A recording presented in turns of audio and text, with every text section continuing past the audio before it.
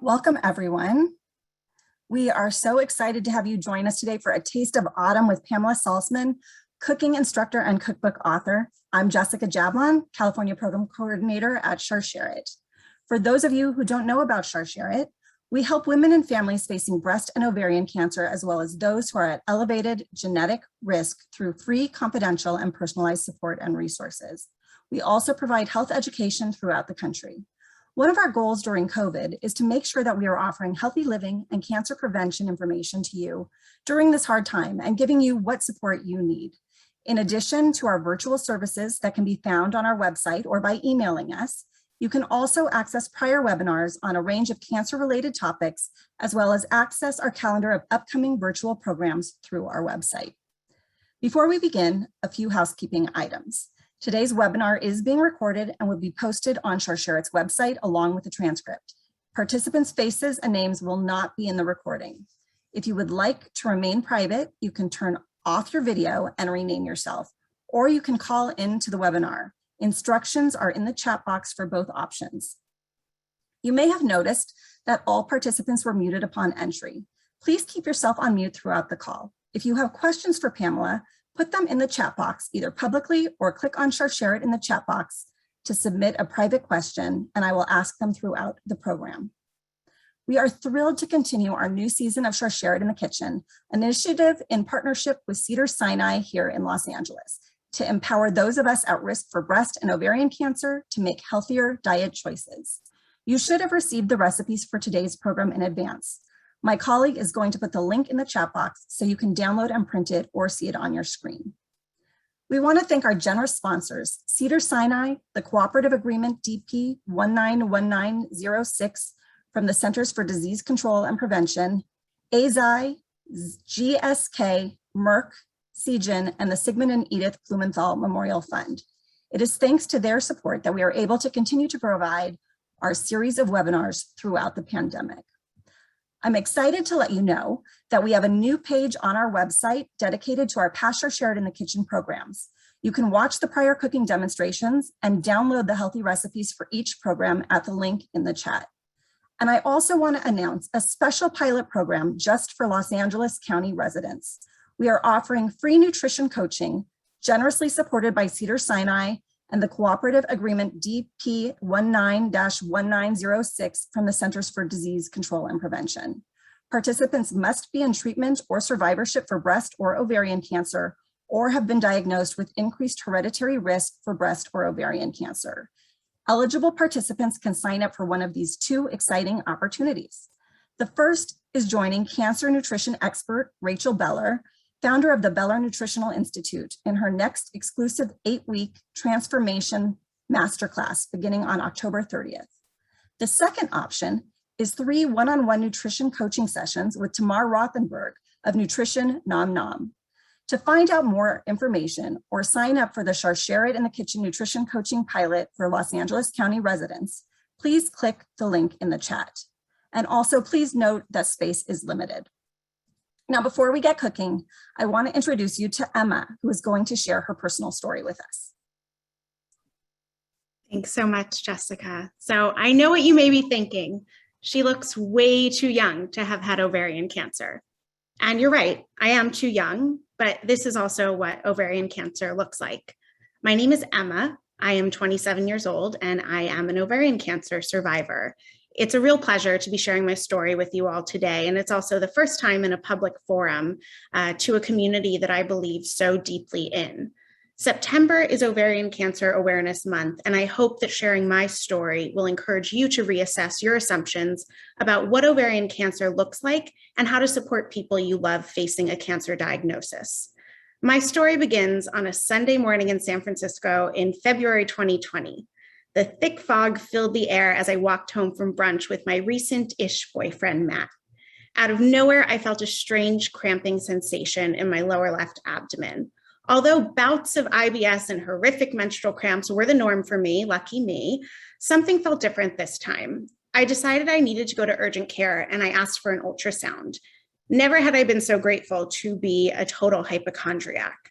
The irony is also that I've spent my entire career working in the field of adolescent and sexual reproductive health, where I manage programs that support young people in advocating for their health and wellness. And I found myself in their shoes for the first time in my life, which was a humbling experience, to say the least. The doctor said there was definitely a 9-centimeter mass on my left ovary.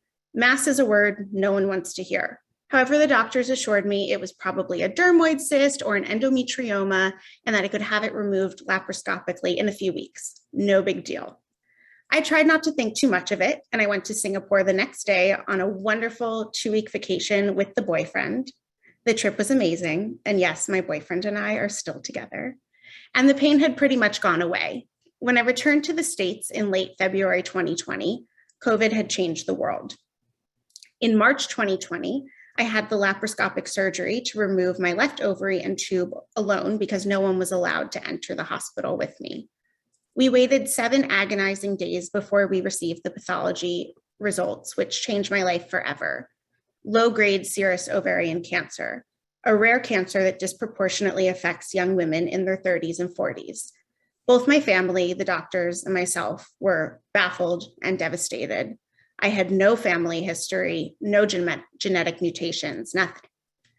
After the removal of both my ovaries, fertility preservation in between, 6 rounds of chemotherapy, and now a lifetime letrozole prescription, I was declared cancer-free on June 21st, just a few months ago. There are many details and dramas that I have skipped over, not just in the interest of time, but also because I want to focus on what got me through and how I will continue not just to survive, but thrive amidst daunting recurrence rates and statistics. I connected with Sharsheret early on into my diagnosis. My Sharsheret social worker, Amy, who's here today, and I discussed which meditation apps we liked best, how to deal with overly emotional parents, and how to make some really tough medical decisions. Even though life gets busy or I'm not in the mood to chat, Amy has made herself available to me if and when I need her, and that is a boundary I'm so grateful for. I spent a lot of time trying to understand how or why this happened to me, but unsurprisingly, that didn't really get me anywhere except for the deep depths of the internet. So I decided to become an advocate, which has come naturally to me given my passion about reproductive health and rights. I became a board member of an organization that is dedicated to raising funds for research for this rare cancer. I was even featured on a billboard in Times Square in May on World Ovarian Cancer Awareness Day, which was pretty cool. And my hope is that sharing my story makes you think twice about that fleeting pain or about putting off your annual OB-GYN appointment. We've all been there. I hope it helps destigmatize conversations about our bodies, fertility, and menopause. And ultimately, I hope it helps me process this trauma in a way that feels both productive and healing. Thank you. Thank you so much, Emma. That was so inspiring, and we're so grateful for you for coming today and raising awareness. You would never know that was your first time speaking on this in a public forum. It was just, you're so engaging, and it's such an important and personal message, and we really are grateful for you. As Emma mentioned, September is Ovarian Cancer Awareness Month. 1 in 72 women will be diagnosed with ovarian cancer in her lifetime, and it's the second most common gynecological cancer. My colleague is going to put a link to our Know the Facts brochure in the chat. It lists some important information as well as signs and symptoms of ovarian and breast cancer for you to be aware of. Please schedule your appointments, learn your family history, know your body, and talk to your doctor about anything that doesn't feel right. Now, I'm so excited to introduce our guest. If you haven't already checked out her delicious and beautiful healthy recipes on her website and Instagram, you will want to follow her. Pamela Salzman is a cooking instructor, cookbook author, holistic health counselor, and food blogger. Pamela's first cookbook, Kitchen Matters, was published in June 2017, and her second book, Quicker Than Quick, was released in April 2020. She is the culinary nutritionist for Clean Eating magazine and a regular contributor to the Food Network Kitchen app. Pamela has appeared on numerous media outlets, including The Today Show, The Rachel Ray Show, Hallmark's Home and Family, dozens of local TV shows, Goop, Mind, Body, Green, Elle Magazine, Allure, and many others. She shares her family-friendly recipes and nutrition tips on her website at pamelasalzman.com and social media channels. Pamela lives in Manhattan Beach, California with her husband and her 3 children. Pamela, we're so excited to have you here on Sharsheret in the kitchen today. Thank you so much for being here. Oh, I'm delighted to be here. Thank you for including me. So do you want to get started? Should we start? Let's get started. Okay, so we have a very ambitious cooking demo today. Hopefully you guys saw the link in the chat. If you didn't already receive the recipes, we're doing some beautiful fall recipes. And some of the things that we are going to be doing for these recipes, they've been done in advance. So hopefully if you saw the notes with the recipes, like some of the things had to be prepped in advance just because things have to cook for 30 minutes or whatever. So the first recipe that we are going to tackle is the chicken sheet pan, the Moroccan sheet pan recipe. Clearly my dog is very excited about this. And if you have any questions about anything, products, substitutions, just type it in the chat and I will answer the questions as we get cooking. Okay, so let's get started. So the first thing I wanted to show you is with the chicken specifically. If you like white meat, you can use white meat. I have a combination of chicken breasts and chicken thighs. I do like to take the fat off of the chicken thighs though. It's important that we reduce our saturated fat from animal products. So I like to at least take some of that off, and I do it with shears as opposed to a knife. I just find it's really easier and it's faster. So I just get in there with my kitchen shears and I just bend the chicken back and then trim that way. And that way you're just getting off the chicken fat as opposed to the meat. It's a lot trickier to do that. There isn't any notes in the recipe about what to do if you're using kosher chicken, but if you're used to using kosher chicken, you probably know that it's already salted. So I would adjust the salt in any recipe that hasn't been tested with kosher chicken by reducing it by at least half, if not more, okay? So you can make that note to yourself in the recipe, write that down in case you are using kosher chicken.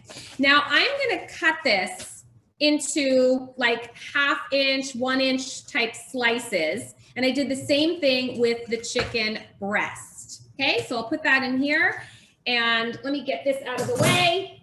And then we're gonna season this up. So the spices that I'm using today have a Moroccan influence. I've never been to Morocco. I do not pretend to know anything about Moroccan cuisine, but I love the spices. So I just kind of went with some spices that again are like typical of Moroccan flavors. So I have some of them lined up here, which let me try and move them with a clean part of my hand. But turmeric is one of the healthiest spices. It's very anti-inflammatory. Cumin, same thing, a little cinnamon, ginger, and a pinch of cayenne. If you're not like loving heat and spiciness, you can just omit it, but it's not that much. So I have some salt and pepper in here too. One thing to note about turmeric is that if you are including it in any of your cooking, you want to use a little black pepper with it, okay? So the black pepper, even if it's in a supplement, the black pepper will help you absorb the active compound in turmeric that you want called curcumin.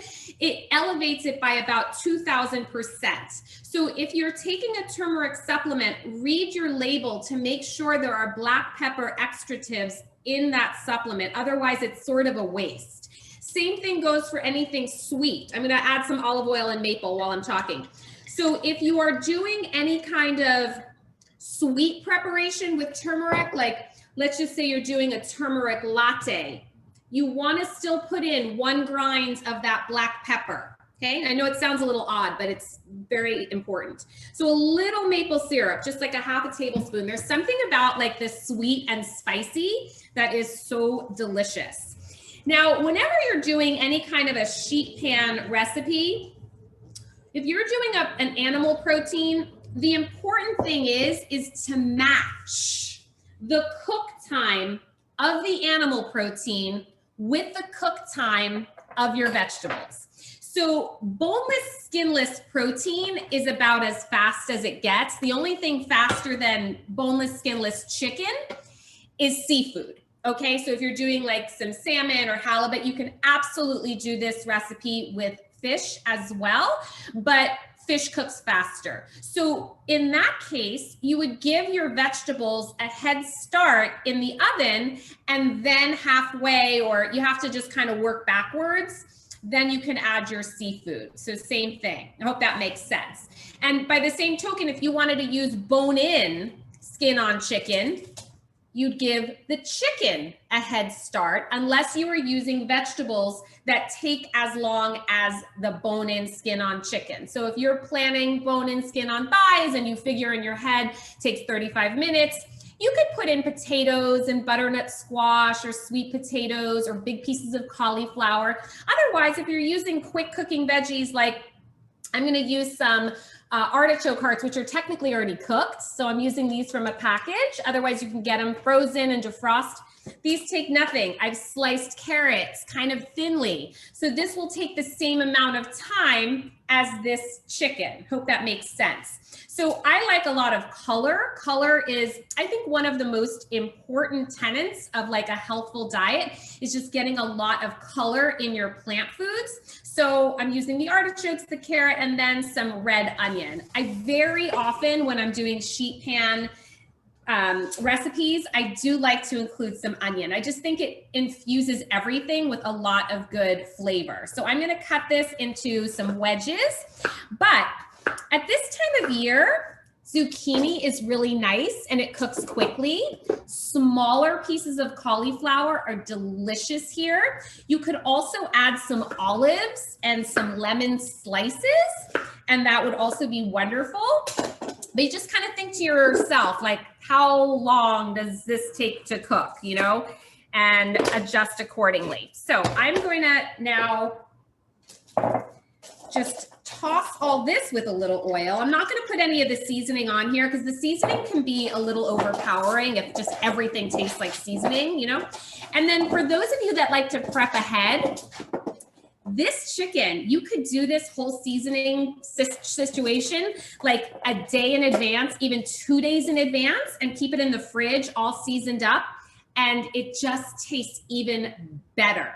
Okay, so now I'm going to put the chicken here, and I'm going to just position the chicken like spread out. Okay, so that's one of the, I think, most important things about doing a sheet pan dinner is that everything should be kind of spread out so it has a chance to caramelize. I'm using a pretty large sheet pan. It's a 3/4 sheet pan. If you don't have one this big and you're noticing that not everything has its own space, then just use 2 sheet pans.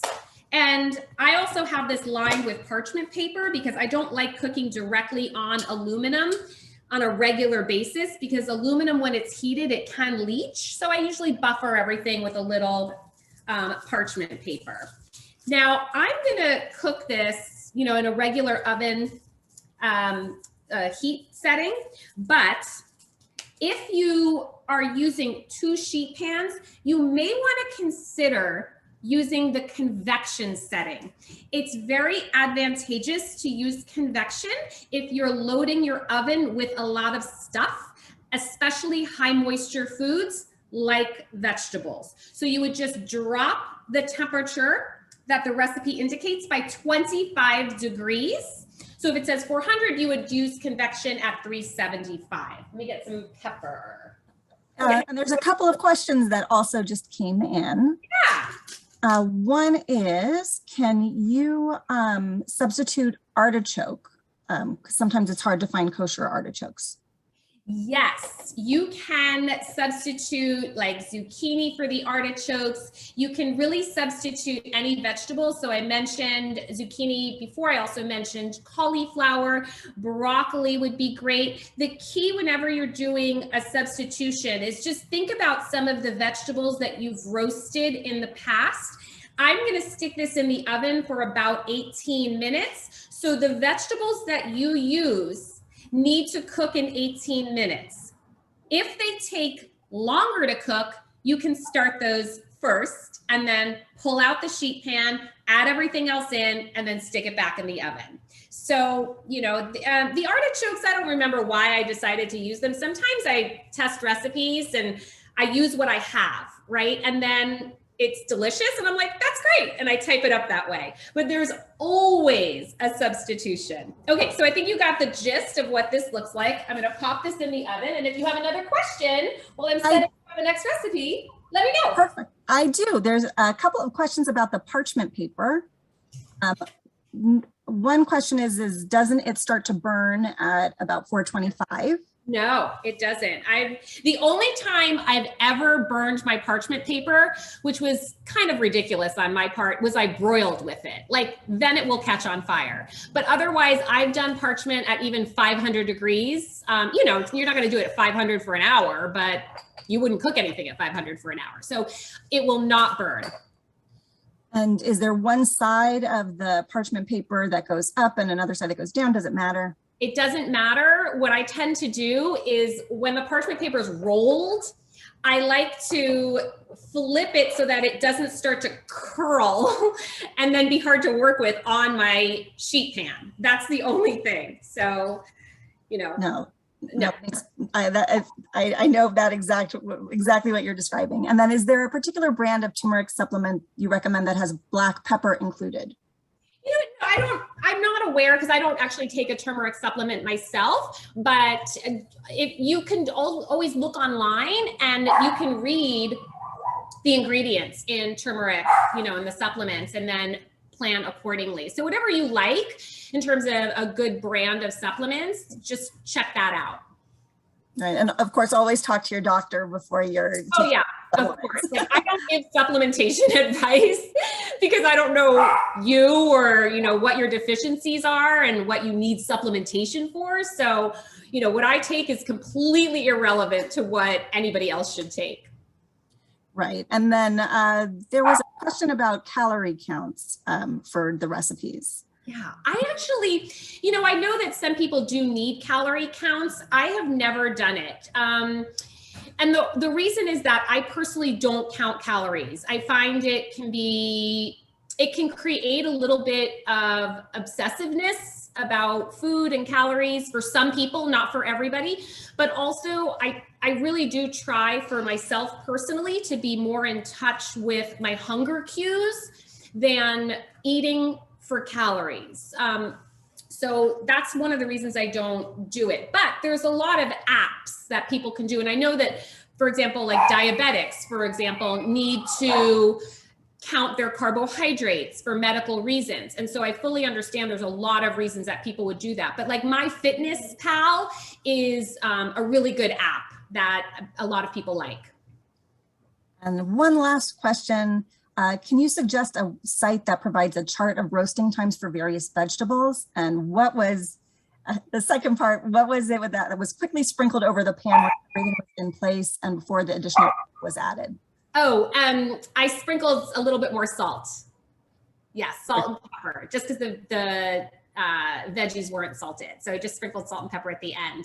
Now, to go back to the roasting question, it's funny that you asked that because I never found that chart available. I mean, I'm sure it's available somewhere, but I actually did put it in my first book. Not like I'm trying to plug my book, but I did put it in my first book, which is called Kitchen Matters. I put a chart of vegetables, you know, what temperature, what type of oil, and how long. But here's a good rule of thumb. If you never want to look it up, 400 degrees is like usually the perfect default temperature at which to roast most vegetables. So if you just never want to, you know, think about it, in general though, high moisture vegetables can take a little bit higher heat. So zucchini, cherry tomatoes, those like have a lot of water. Those can usually go a little bit higher if you want, but 400 is usually perfect. Great. Cool. Okay. I think that's it for right now. Good. All right. Now let's move on to the Faro recipe. I love Faro. It is a grain, so it's a very chewy grain. It looks like this. The tricky part about Faro is that it comes in different varieties. So there might be like some ancient Faro that has the hull on it, and it takes like 2 hours to cook. And you have to sort of know what you're getting.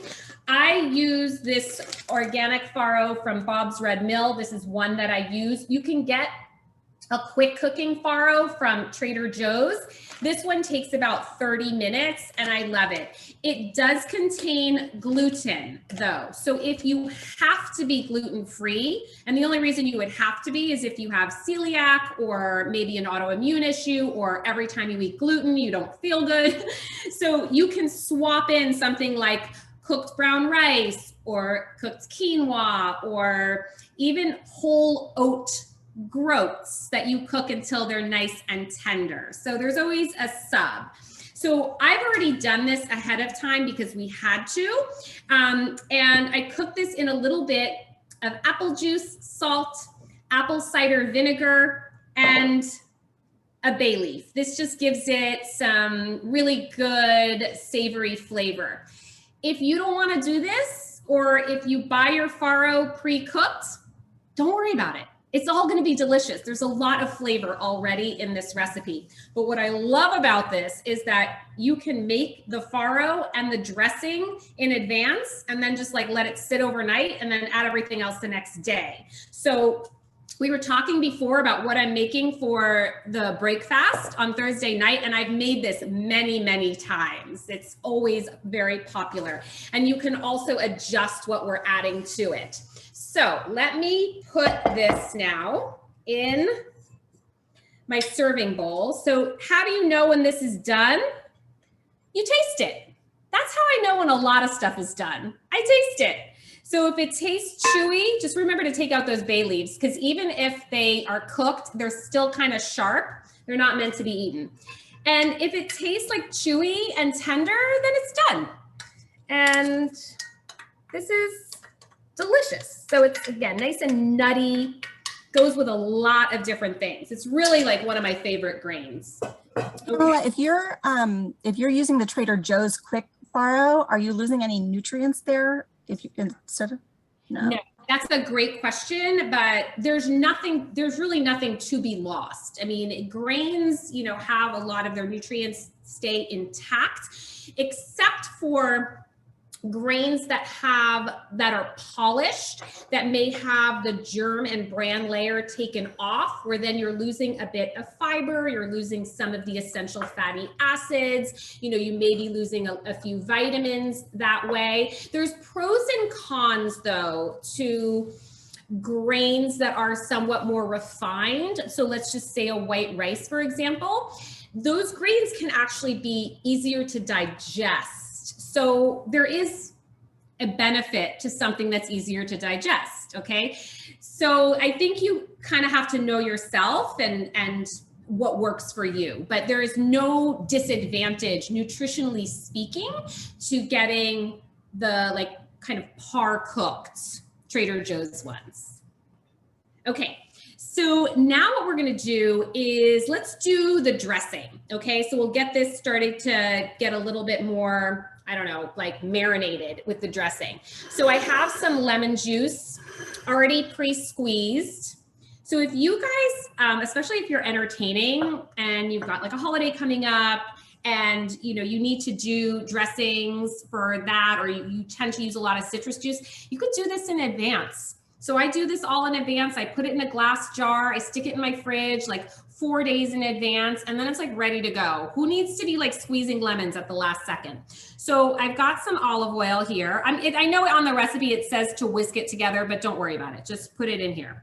So olive oil, and then I'm gonna just measure this out. I'm gonna guess because I don't have my glasses on and I can't see a darn thing. I'm just gonna guess. That looks like 4 tablespoons, doesn't it?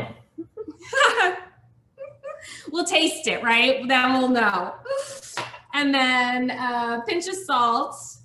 I love it though, because it shows that it's not like an exact science. Yeah, I mean, half the time, especially with like cooking and savory stuff, I don't measure. I mean, I should, but sometimes I don't. Okay, so now we've got this together, and this is what I'm talking about. So you can cover this, stick it in your fridge, and then the next day pull it out, bring it to room temperature, and then add everything else. Good enough?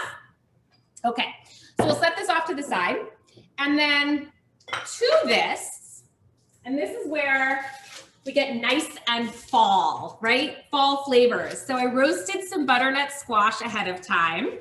And this was like, 400 degrees, like I said, default temperature. You can roast this in olive oil, avocado oil. If you like coconut oil and you want to do coconut oil, great. But those are really the 3 oils that I use most of all. And then you just want that nice caramelization. This can be done ahead of time too. So if you want to do this the day before, do it the day before. Just bring it to room temperature. That's all.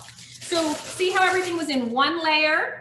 That's the key to roasting vegetables. One layer. They caramelize much better that way. And if you don't like butternut squash, listen, again, there's a sub for everything. You could do sweet potato. You could do carrots. You could do raw vegetables here. You could do radishes. It doesn't matter. Whatever you like.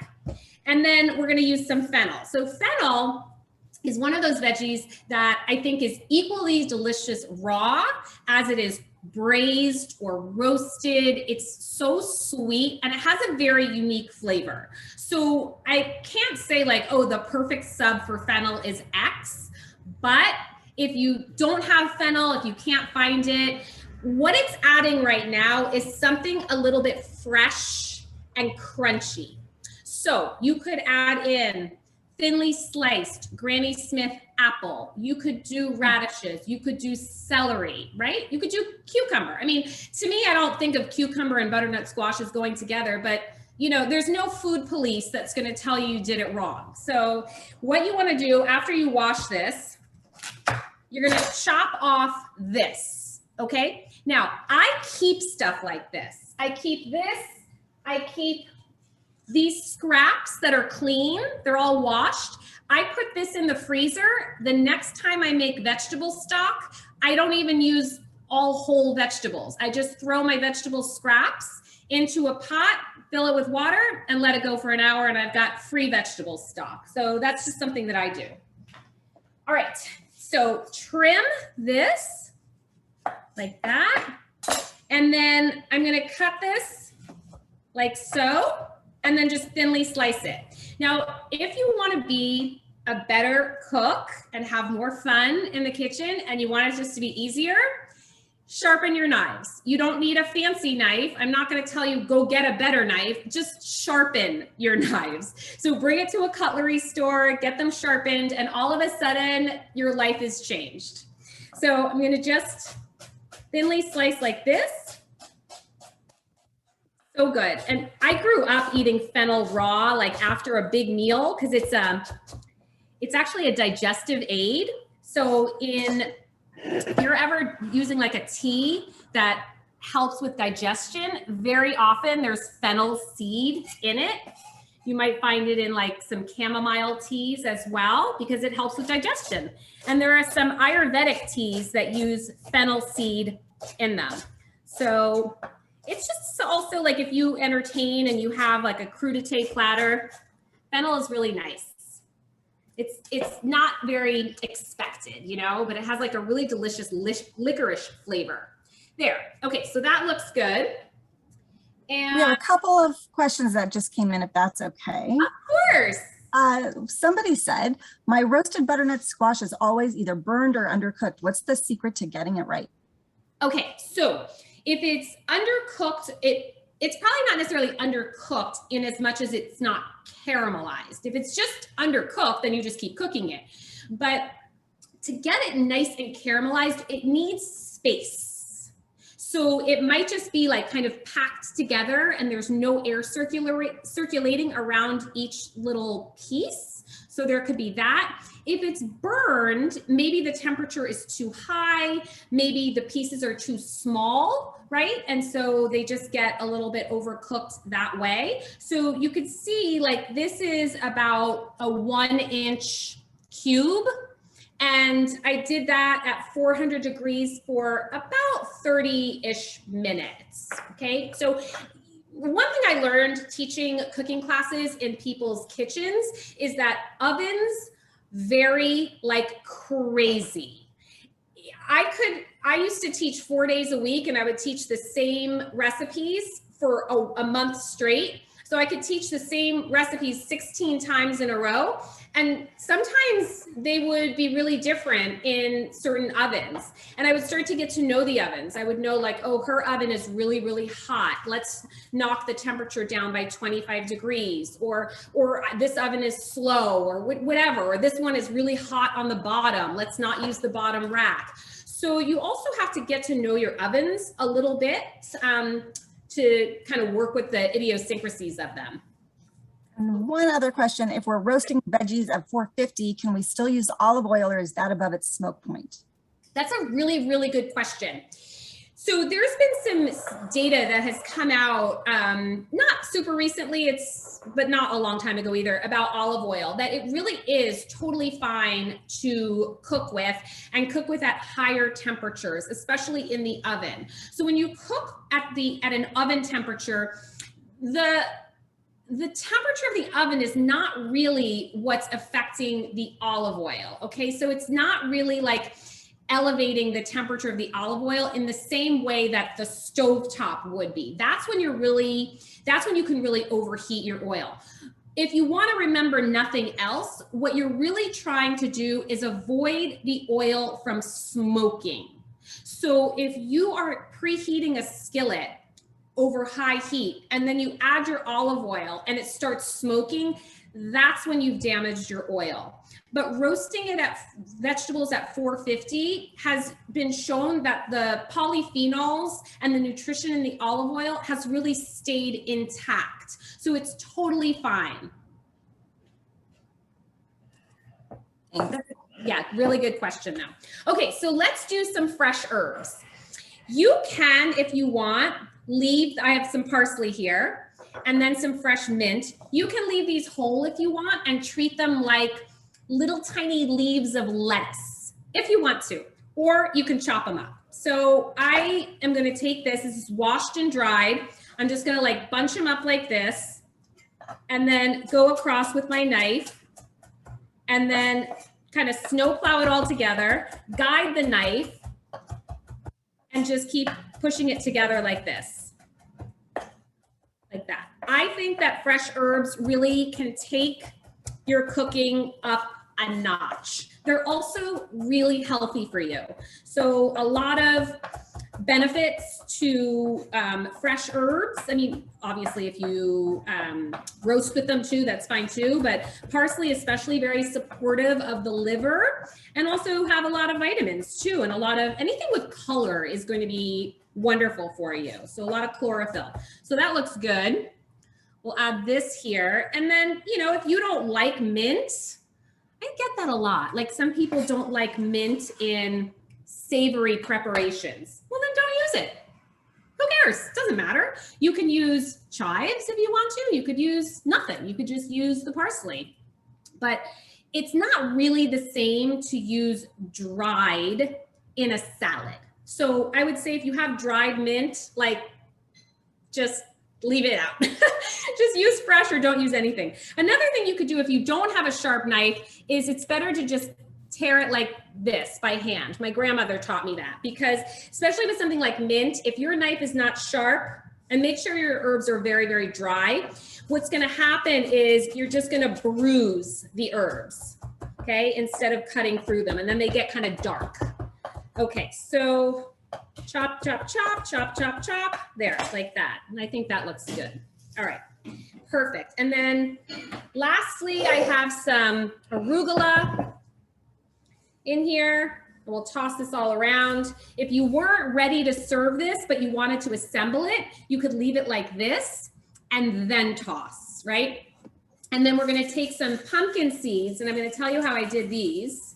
These add a nice crunch, and this also adds some protein. So now if you wanted to do a vegetarian meal, you're good. Like you could serve just this because you've got the protein from the nuts, from the seeds, and then it balances, completes the protein from the grains, okay? So what I did with pumpkin seeds is I put them in a dry skillet, 0 added, nothing, pumpkin seeds in.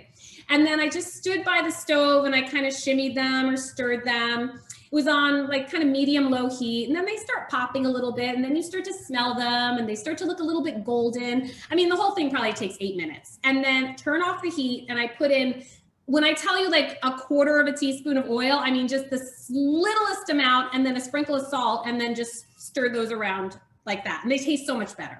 So if you like salted pistachios, so good in here. If you like walnuts, like sliced almonds, like anything, but it just gives it some nice crunch. And I think anything with like pumpkin seeds makes me think of fall. So this gets tossed together and then this is done, but it's so beautiful. If you wanted to add even more color, I'm thinking pomegranate seeds. I think that would be so pretty. And they're in season right now, but they have like this really nice like juiciness, and they're like little jewels. But this is a beautiful, beautiful salad. Look at that. Wow, that looks delicious. It's so delicious. It's, trust me, so delicious. So, okay, so that's good. And, you know, occasionally I'll do a little bit more black pepper, and, you know, I'm a big salt girl. I know it's not for everybody, but I love like called Maldon, like a little flaky salt. It's like, you can see the crystals. It's like little flakes of like, I call it a finishing salt. And I just love it.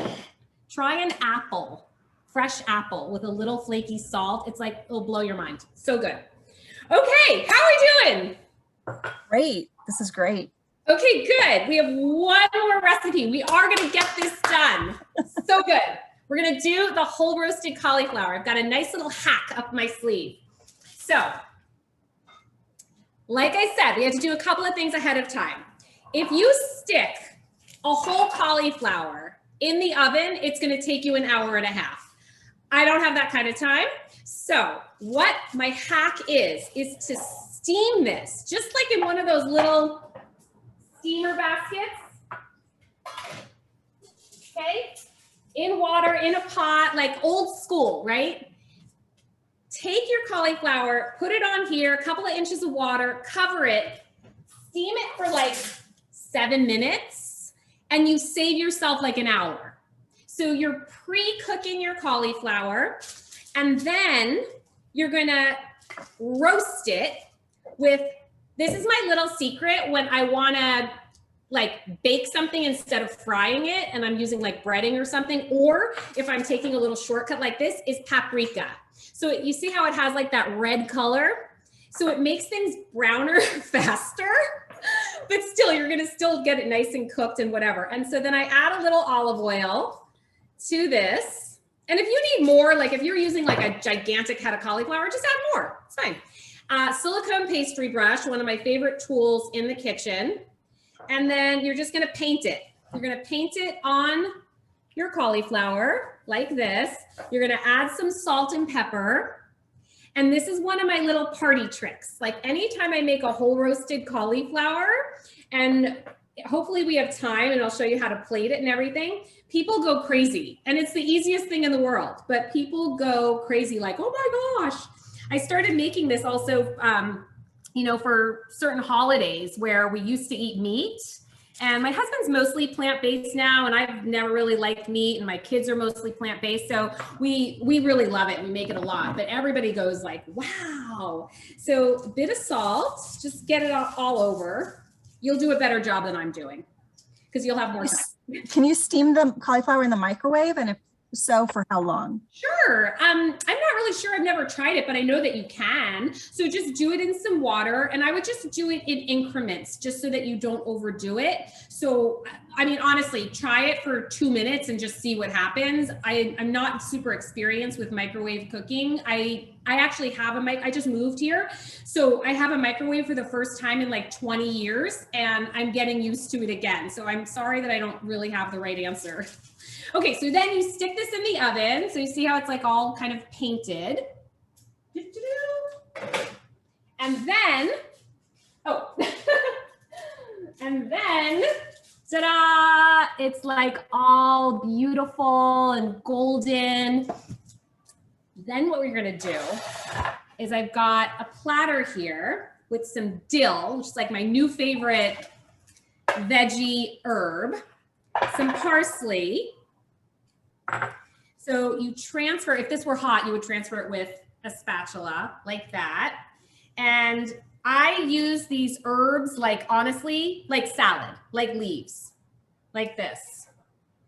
And because we're going to be putting a beautiful tahini sauce, and you can put it like a salad dressing on the herbs as well. Mint is great here too. Cilantro is great here too. If you have extra herbs, you can even just kind of decorate with them, but I think we're good for now. So there's this.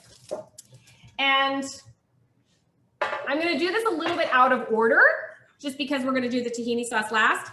This combination is fantastic. So I've got chopped up hazelnuts. These have no skin on them. Just buy them without skin. It's so much easier. Capers. And then I have some currants that we're soaking in warm water. I'm just going to drain them here. So, you know, when you get dried fruit and sometimes it's a little bit too dry and kind of not plump. So you can plump them up in hot water for like 5 to 15 minutes. And then they just get more like moist and chewy. So we're going to, again, I'm doing this out of order, but who cares?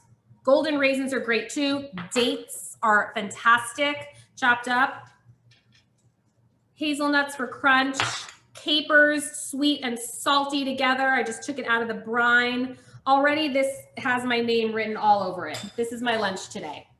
Okay, then we're gonna make a quick tahini sauce to go with this. So tahini sauce, tahini is just whole sesame that's been ground up to be like a nut butter, except it's just sesames. So you can get any kind you like. This is by a company called the Tahini Goddess. I like her tahini. It can be very different though, from brand to brand, the consistency of tahini. Sometimes it's very thick and like almost you have to like scoop it with a spoon, and sometimes it's very runny. So you have to adjust the water that you add based on the consistency of the tahini, right? So I have some already measured. I actually had some that was in a pouch and then I threw it in here to blend it and then I stuck it in the jar. So I hate washing dishes, so I didn't wash it. But that's what was in here. Why wash a pitcher when I don't have to?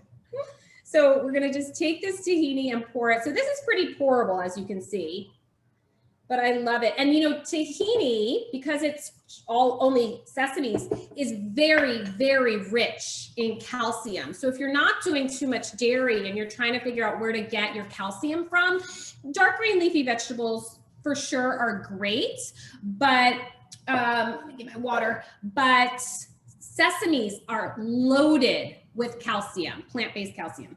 Okay, so we're gonna start off with like, not all this water, because I can always add more. You know, and it depends on how thick or thin you want it. So we're gonna add in a clove of garlic, one of the healthiest foods in the universe, if you can do it. If your blender tends to bounce food around a lot, you just mince it ahead of time. And then Erica, how much lemon juice? 2 tablespoons, okay. Again, I'm guesstimating because I can't see. Plunk in like that. If you want to add a little maple syrup, you can. You can do a pinch of salt, like that. You could do a little black pepper, but you don't have to add the maple. You could do honey if you want. I like a little, just like honestly, a drop. There, that's perfect. And then am I missing anything else? Can't see. No, I don't think so. No? Okay, so let's blend this up.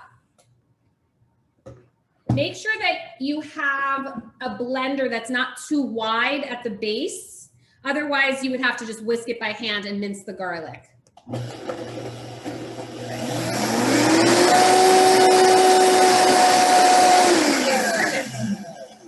This is when you check for consistency. I'm going to add some more water, which I have here. I like it a little looser. And then we could just do this on those. Perfect. Taste it before you commit to it.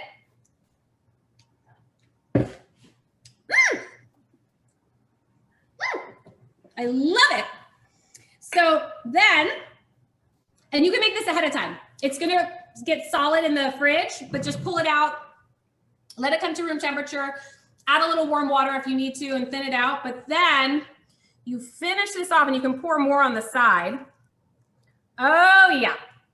How long will it last in the fridge? A long time. I mean, as long as your lemon juice will last, but I've had it sometimes for a week. And it's so good, you know, make a double batch of this and then you can have it on like a grain bowl or on, you know, even just a regular salad if you want to. But sometimes I'll do these like little grain bowls for dinner where I'm just kind of using up odds and ends, and I might have some quinoa and some chickpeas and then roasted vegetables. And then something like this just ties it all together. So good. So, so, so good. I mean, come on. Like if somebody served this to you, you'd be like, who are you? Like, you're amazing. That's what people will say if you serve this. They're going to be like, oh my gosh, you are amazing. No, and it's so nice that it's like, it's not as complicated as it looks. So you look very fancy for it. I know. Okay, Even better. Again, and then we're kind of done, right? Right. So, there was one question that came in. Can we use craisins instead of raisins? yes, of course. You can use whatever you want. I mean, it's like, what do the currants or raisins add here? It adds something sweet, yeah?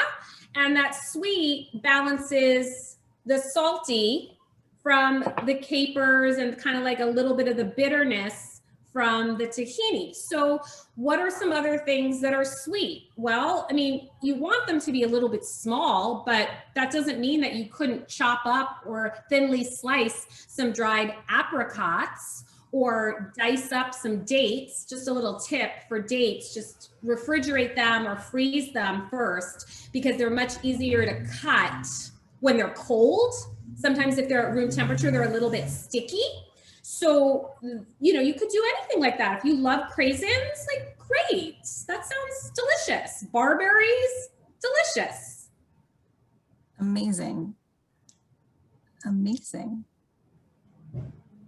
Oh, somebody is asking about how you cut up the cauliflower if it's being passed around to your guests at the table. Oh, excellent question. So I usually will just take like a nice knife, and then we usually have like Erica's gonna pull one out right now, just like a pie server. So you can cut it, you can cut it into wedges, okay? And then, yeah, and then serve it like with something like this. This is actually a cake server. So you cut the cake and then you serve it with this, but I love it for this too, or just any kind of a thing where, you know, it's for pies or anything with like a little wedge like that, I think is great. Or, you know, here's another way that I've done this before. I take like a beautiful cutting board and then I put like a larger cheese kind of wedge knife there and let everybody just sort of hack it. If you want to make sure that it looks whole when you serve it just for the presentation, you could do that too. The board is beautiful. Like one time I taught a cooking class, it was a lot of people. Erica, how many do we make? Like 4 of them, 5 of them, something like that. And the host of the house, she had a beautiful, really big wood board. And we just put tons of herbs all over the place and put the cauliflower along this board, did the whole tahini. And then, you know, we'll serve this in a small pitcher on the side just so that people could have extra. And it was so dramatic, but like you said, so easy. It's the best kind of recipe, I think. Oh, 100%, the best. Right. You're getting, there are so many people who are so grateful for you being here today and for just, they're very excited about the recipes. Oh, good. I'm so glad. Listen, you know, this can also be done with roasted vegetables too. So you can take, in fact, I adapted this recipe in my second cookbook for broccoli. So if you want to do this a little bit faster, you could do a whole melange of roasted vegetables. You could do cauliflower florets, broccoli florets. You could do one vegetable. A little tip, one of my entertaining party tricks is to get cauliflower in 3 different colors. So it's still just roasted cauliflower. We don't have to tell anybody, it's just roasted cauliflower. But when you get it in purple and yellow and white and then, or green, like Romanesco, and you roast them all together, all of a sudden it's like fancy stuff. But, you know, so you could do this whole thing with that too. Doesn't have to just be a head of cauliflower. Amazing, amazing. Well, thank you. You're so welcome. If anybody has questions after this, you can find me on Instagram. You can DM me, and I'm happy to answer any questions that you have that maybe didn't come up during the class. Can we see the cooked chicken sheet pan again? Yeah. We probably could have left this in another minute, another 5 minutes, but it's at least the chicken is totally cooked through, you know, so 18 minutes is sort of my magic number for this, but you know, we could have gotten a little bit more color even. My opinion, the thighs are easier to work with than breast meat. Thighs don't dry out. Like, you have a little bit more flexibility, a little bit more leeway. They're more forgiving because they have more fat. But this is great with white meat too. Everything, like the juices from the vegetables, keep the chicken kind of moist. You don't want to overdo it. That's all. You just don't want to overcook it. So try and stick to, you know, that 20-minute mark max. The last question was about substitutions for capers.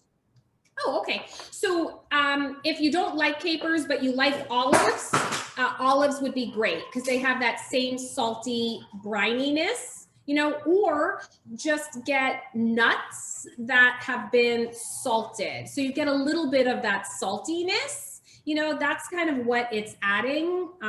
So either one. Amazing. Well, I can tell you that I'm sure I'm not the only one who's starving now. This looks amazing, and I want to make all of these recipes. I hope you do. For the holidays. You know, thank you so much for being here, and thank you to Erica for all of her help in organizing this.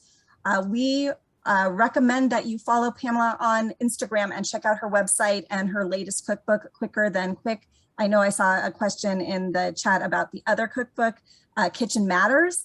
I want to also thank Emma again for sharing her inspirational story with us. Please take a moment to fill out the brief evaluation survey that's linked in the chat box now. Evaluations really do inform our future programming, so we really appreciate your taking the time to fill it out. It's really a very short survey.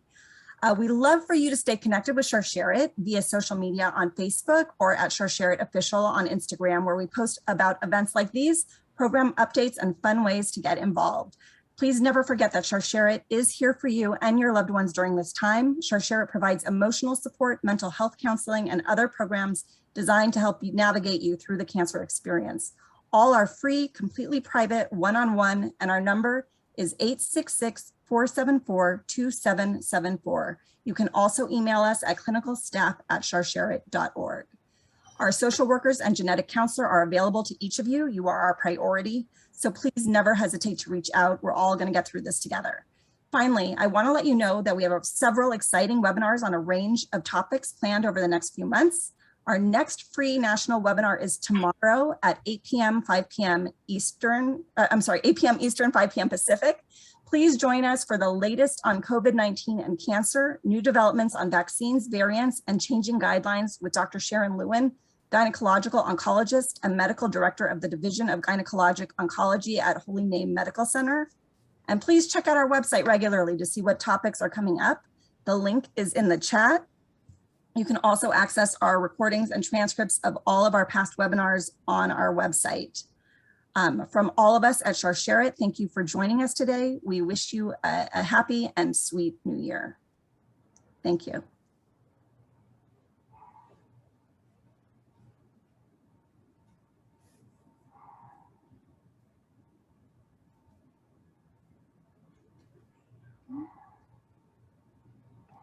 Thank you.